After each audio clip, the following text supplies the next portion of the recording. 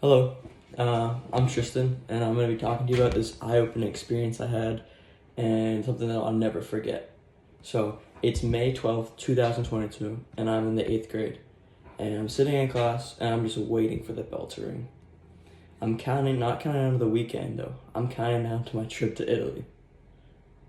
My family had this big trip planned, and my parents still made me go to school.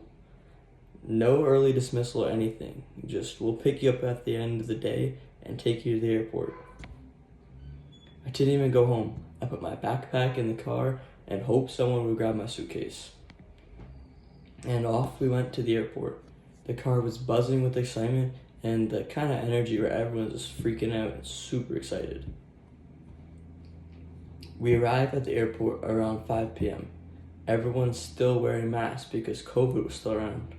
It's hard to believe that COVID was such a major thing going back 4 years ago.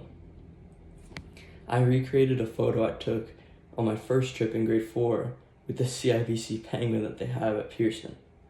And that really hit me. It was a full circle kind of moment for me. Our flight took off at around 9:30 p.m. and the little 13-year-old me was just beyond excited. I had my iPad loaded with games, lists of movies I wanted to watch, and my sister's right there with me. I was set for the best plane ride ever. We landed in Venice, and the jet lag hit hard. I was so out of it. My older sister had to basically drag me through the airport. And here's the thing about Venice. It's not just like a normal city. You can't drive through it. You land from the airport at the mainland, and then have to take a water taxi to the actual city. And it's about an hour ride to reach it. And I slept the entire ride over there and missed the entire first view of Venice. I heard from my family it was beautiful though. It's a city that's built on water with tiny streets and ancient history, and I started this vacation already falling behind. When we got to our Airbnb, guess who got the couch? Me. I was the smallest, and that was the story of my life back then. Our first meal was across the street from the Airbnb. We all ordered pizza, fully expecting, pizza you'd find here in Canada. But oh no, we got real Italian pizza. Thin crust, vegetables, olive oil, and a fork and a knife. I didn't even know what to think. My sister Sophie, who was 18 at the time, she started cutting the pizza away from the crust and then had a crust circle left on her plate. And the waiter came over and almost had a heart attack when he saw the plate. It turns out pizza's a pretty serious thing in Italy. After a couple days, we started to adjust to the pace of Venice. The tiny streets, the old buildings, the random fish markets. It didn't even feel real sometimes when we were there. But our next stop on the trip was Florence, and this is hands down my favorite place we visited. We stayed just a couple minutes away from this massive cathedral called the Duomo. It was located right in the middle of town. Everything around us was ancient, from the amazing cobblestone streets to the statues and moments from history that were just everywhere. But the moment that I'll never forget is when I saw my dream car, a Bugatti Chiron, parked on the street. And it was parked outside this 5-star hotel. And this car cost around $5 million Canadian. It even had a bodyguard to protect it when it was parked. And I was just shocked and over the moon when I saw this thing. And my mom says I was frantic and freaking out in the street. And then I promised myself that day that I'll own one of those cars. I came back the next morning to look at it again. And just like that, it was gone. And I've never seen one in person since.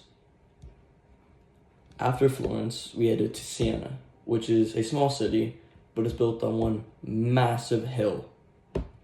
We got off the train, all dragging our suitcases, and then we had to walk uphill for over an hour to reach our Airbnb.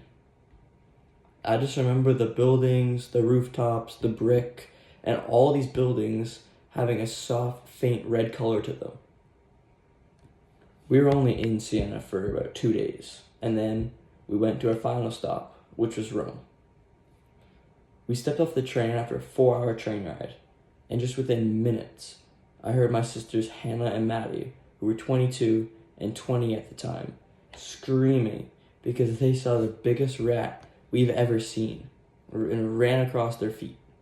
So that was our welcome to Rome. And Rome had so much history, from the Colosseum, the Vatican, fountains, and these ruins. It just felt like every corner had something ancient on it. But what stood out to me was the air. The air quality in Rome is quite horrendous. And it's quite common for most adults to just smoke all the time. And then you factor in the density of the city with the thousands and thousands of cars that go through it and the very little green spaces that it had. And you compare that here, Canada, where everything is so spread out and we have millions and millions of trees. And so despite wildfire season, we have good air quality here. And it was just quite the shock to me. But despite that, I had some of the best gelato in my life in Rome. I'm pretty sure I had one every day. But overall, this trip was a family trip with some amazing memories, and it kind of changed me in how I see the world. I went in there as a kid who was just happy to play games and watch movies the whole plane ride, to be someone who now had a lifelong goal that I'll chase till it's complete. And this trip also showed me how lucky I was to live in such a beautiful country. And don't get me wrong, Italy is amazing. But it's the little things that matter, like the air quality and pizza that's not drowned in oil. Thank you.